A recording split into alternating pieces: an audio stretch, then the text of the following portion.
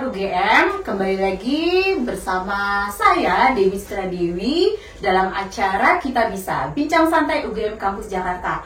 Hari ini kami kedatangan dua narasumber, dua orang pengacara, dan kebetulan beliau-beliau ini adalah mahasiswa Magister Ilmu Hukum UGM Kampus Jakarta.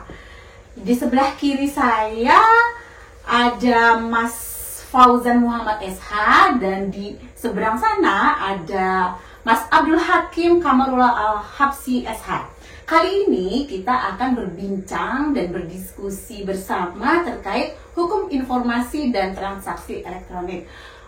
Mungkin kita akan segera bertanya aja nih. Saya pengen tanya sama Mas Fauzan. Mas, sekarang ini kan di layar televisi ini banyak berita-berita hoax, hate speech, konten asusila, judi online, dan segala macam lah ya. Itu tolong dijelaskan dong pengertian dari mulai hukum ITE itu bagaimana, karena kan mungkin kawan UGM juga pengen mau lebih detail kan secara informasi hukum ITE ini gitu.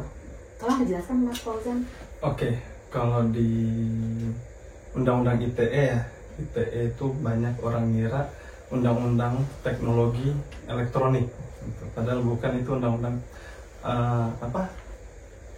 transaksi elektronik sebetulnya. Nah, jadi di situ harus ada transaksinya, dan transaksi itu nggak harus uang.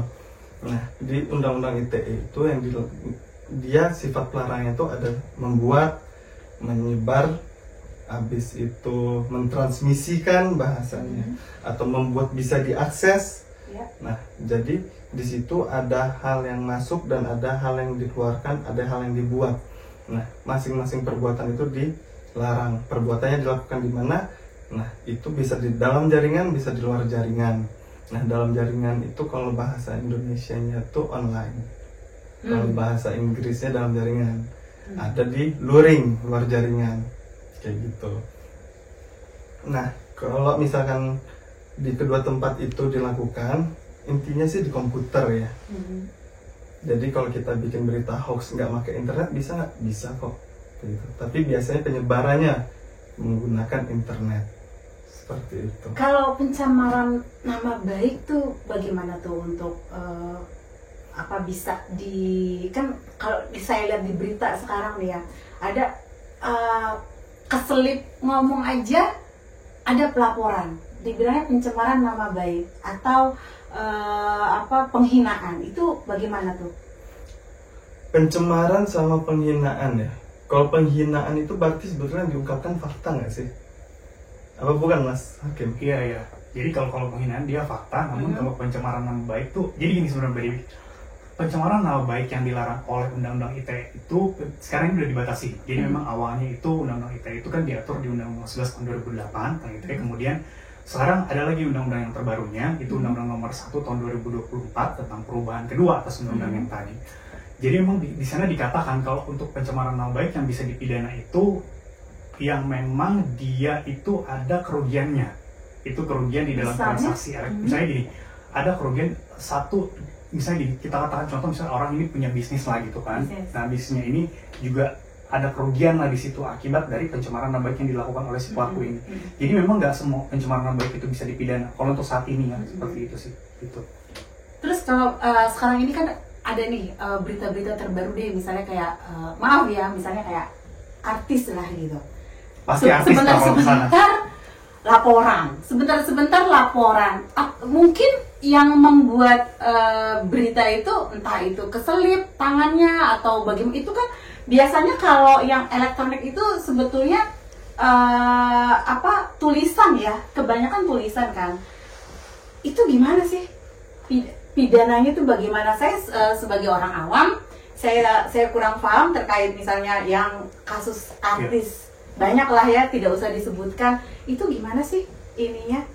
Ya memang benar, sekarang banyak banget untuk pencemaran nama baik di kantor polisi sendiri mungkin ya, karena memang kalau kita lihat sumber-sumber di internet nih Mbak Debbie, memang itu tuh sekarang jadi kayak apa sih istilahnya Bang Fauzan, dia pasal keranjang sampah lah untuk pencemaran nama baik ini, karena terlalu banyak laporan pidana atas pencemaran nama baik gitu sih memang.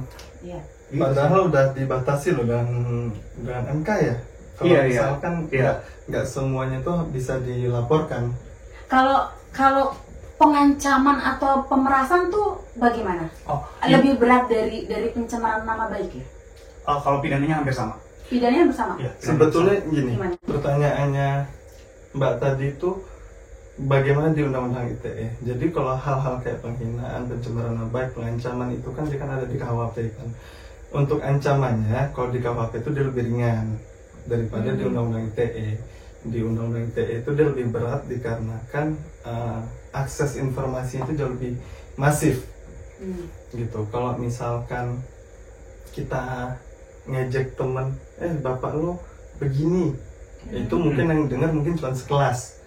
Nah tapi di saat Maksudnya jaringannya yang universal gitu. Nah, Bak bisa gitu ya. melalui Twitter, nah itu bisa ribuan orang mengakses. Sehingga kalau misalnya di ITE itu ancamannya lebih besar karena impact itu bisa lebih luas kayak gitu. Ancamannya seperti apa sih?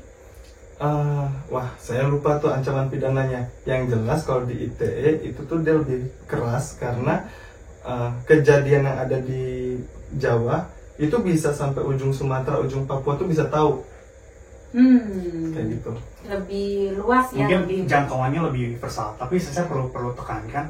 Jadi gini, sekarang ini udah ada nih surat kesepakatan bersama tuh Jaksa Agung, Menkominfo sama Kapolri. Jadi untuk pencemaran nama baik di ITE sendiri, dia tidak bisa dipidana sepanjang itu merupakan suatu fakta. Jadi jadi dia kalaupun memang dia fakta, dia tidak bisa dipidana gitu.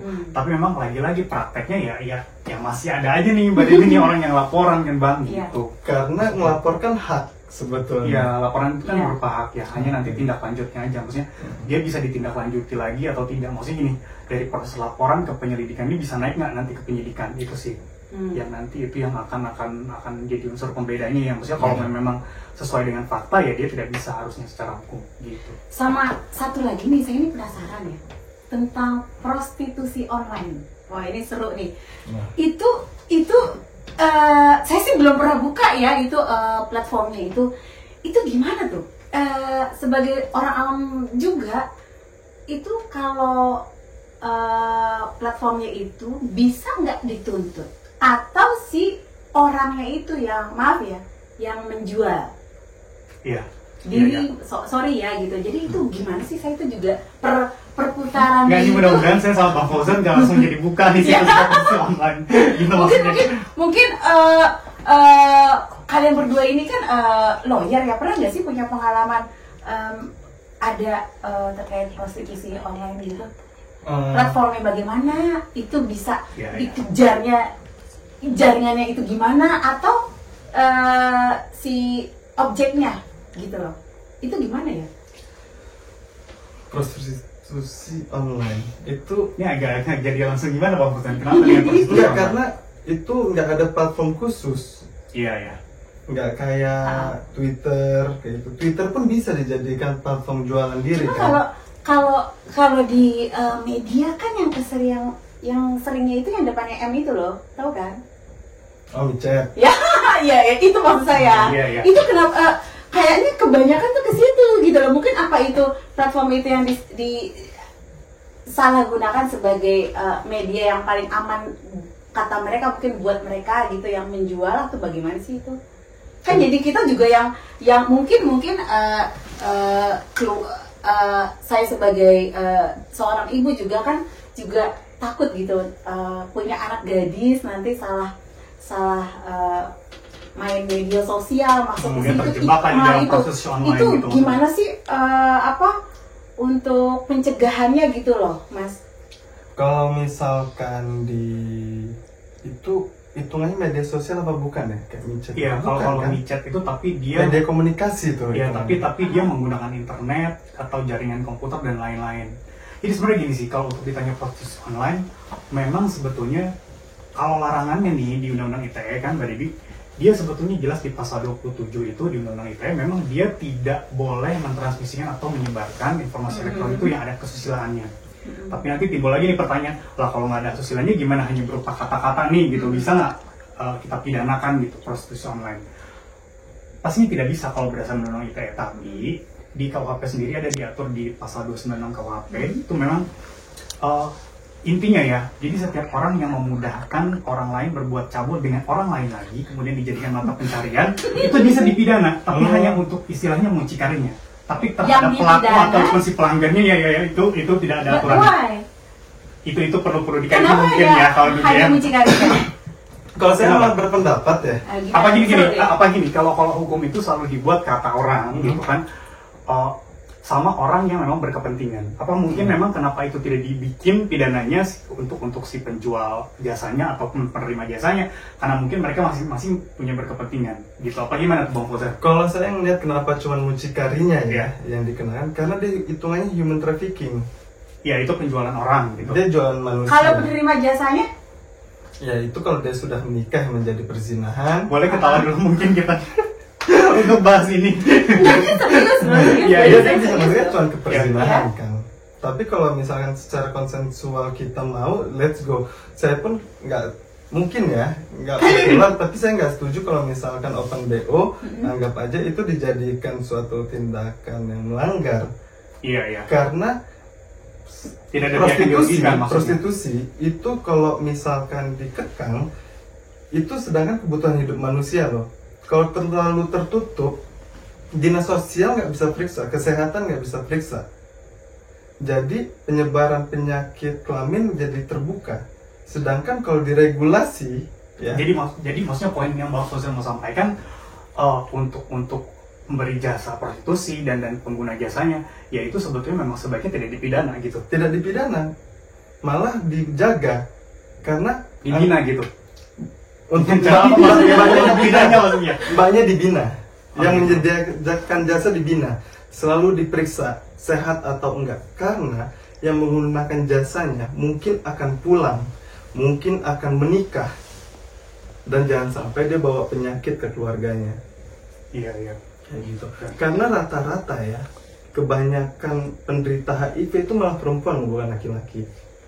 Gitu ya. Karena laki-lakinya jajan keluar, pulang kasih istri. Seringnya kayak gitu. Nah tapi bukankah kalau hal itu yang disampaikan maksudnya itu berupa efek buruknya ya, maksudnya bad impact maksudnya. Sementara kok di satu sisi maksudnya Bang Fauzan kontradiksi, ini nih sebetulnya tidak apa-apa, tidak dipidana. Tapi di satu sisi Bang Fauzan bilang ini ada impact buruknya gitu Bang, gimana jadi maksudnya? Nah karena kita tidak bisa membatasi keinginan biologi seseorang ya, jadi seharusnya malah kita akomodir. Diakomodir, tapi untuk yang menjual tadi si mucikari tadi tetap harus ada pidananya gitu. Mucikari kan jualan orang kayak gitu. Kalau nggak kita pidanakan itu menjadi dilematis juga. Iya sih ya, gitu ya. Tapi sebetulnya Mbak nggak micet aja, dan namanya Telegram. Dan jangan promosi. Karena micet dan Telegram itu dia nggak bisa dienkripsi. Oh gitu ya. Nggak kayak WA. Kan kalau WA itu kan dia kan ada fitur baru tuh. Kalau misalkan berapa hari disepir. Nah kalau misalkan micet sama Telegram, dia tuh memang udah nggak bisa dienkripsi. Makanya di Cina sana orang makanya micet semua. Gitu. Bahkan kadang-kadang memang udah sampai jadi image-nya juga sih maksudnya. Nggak ada WhatsApp kan di Cina. Inilah gitu loh. Kayak gitu sih. Oke, Mas gini nih, pertanyaan terakhir saya nih. Kalau menurut Mas Fauzan dan Mas Hakim, terkait hukum ITE ini ya, yang paling ini kan menurut saya ini complicated banget gitu loh. Tapi kalau persoalan apa yang paling ribet banget gitu dari semua yang tadi diinformasikan? Ada dua kalau di ITE itu yang ribet. Pertama, di Undang-Undang ITE itu ada pengakuan alat bukti baru namanya alat bukti elektronik. Nah tapi pada faktanya sampai sekarang kita bingung alat bukti elektronik itu perluasan alat bukti surat atau alat bukti baru sebetulnya. Dan Undang-Undang ITE ini penerapannya itu mahal karena dia butuh digital forensik. Dan harus biasanya kalau polisi itu dia butuh surat dari Menkominfo untuk permohonan ahli kan ya, untuk melakukan pembuktiannya. Jadi Undang-Undang ITE itu yang sudah betul-betul ditegakkan itu masih jarang ya sebetulnya. Iya. Tapi memang yang paling sering ya kalau untuk yang lain kayak konten asusila, perjudian mungkin memang jarang. Tapi kalau untuk pencemaran nama baiknya dia masih tetap banyak. Tapi sekali lagi memang dia untuk proses tindak lanjut di kepolisian ataupun penyidikannya memang itu lebih sulit karena memang dia membutuhkan ahli lagi ya, makanya untuk dia bisa mengungkap faktanya gitu sih, Mbak Dewi. Itu sih. Kalau sekarang ini di kepolisian ya, kalau ada misalkan pencemaran nama baik melalui Instagram kayak gitu, itu sistemnya bukan Instagramnya dibuka, dienkripsi, dikeluarkan kode binernya, bukan kayak gitu, tapi sistemnya adalah serahkan username sama password kamu biar kita ganti di tempat. Jadi BAST-nya tuh menyerahkan usernya. Oh gitu. Iya, jadi penyitaannya tuh menyerahkan user. Kalau HP pun sama nanti nomornya kayak gitu. Lebih ke menyerahkan user berarti Mbak Dewi ya. Gitu. Menarik ya. Sangat menarik ya. Karena memang banyak juga sih yang bisa kita bahas tuh, dari mulai hate speech, berita bohong, hoax gitu kan di tengah sekarang nih kayaknya tsunami besar ini hoax tuh kan banyak banget. Konten asusila, perjudian, pencemaran nama baik, pengancaman, banyak banget, penyadapan dan lainnya. Sebetulnya memang kalau kita iya banyak juga sih itu tuh. Sebetulnya saya pengen sekali nih ya berbincang lebih banyak lagi, cuma karena lebih dalam waktu lagi mungkin gitu Mbak Dewi terbatas. Mungkin next time ya kita undang lagi. Kita ulas satu-satu mungkin dari hate speech-nya apa gitu kan, begitu nanti hoax ini gimana gitu.